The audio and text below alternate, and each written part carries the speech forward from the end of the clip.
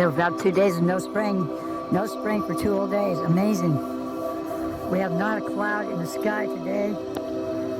We had some clouds in the sky yesterday. No clouds in the sky today whatsoever.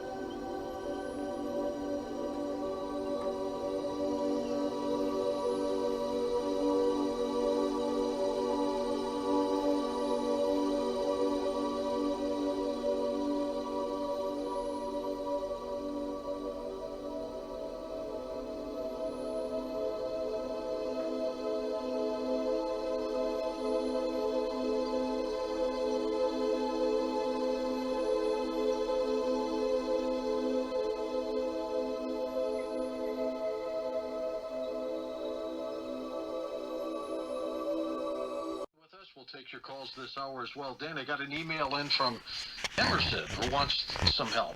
I live in San Diego. I always notice planes on sunny days spraying. It's bothered me for years. I know it's wrong. About 2 weeks ago, I look up and see a plane spraying across the skyline directly overhead. As the plane passes over me, I could see in its direct path ahead of the plane a dark line in the sky, almost charting the plane's path. It looked like a dimensional hologram in the sky. It was just there for a few moments, then gone. It was eerie, but I just can't explain what it was. Any idea? Never heard of that one, Dane. It's a shadow, and people are confused at the distance that shadow can be cast. When the atmosphere is full of particulates, it creates forms of shadowing and reflection that we would not normally see. It is absolutely a shadow. We have yet to see any phenomenon that is not a shadow because, again, the refraction from the particulates creates some very anomalous scenarios.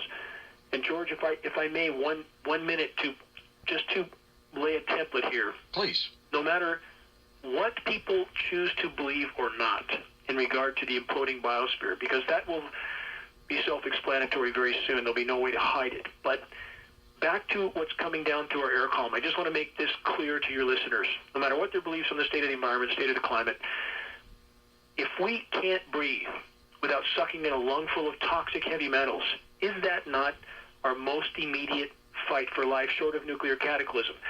If I may, again, just a short moment here to read a statement from internationally recognized and internationally award-winning neurologist Dr. Russell Blaylock. This is his words, not mine. My major concern is that there is evidence they are spraying millions of tons of nano-sized aluminum compounds into the atmosphere. It has been demonstrated in the scientific and medical literature that nano-sized particles are infinitely more reactive and induce intense inflammation in a number of tissues.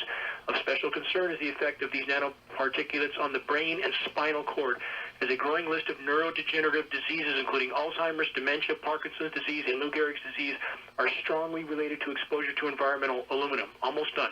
I pray that the pilots who are spraying this dangerous substance fully understand that they are destroying the life and health of their families as well.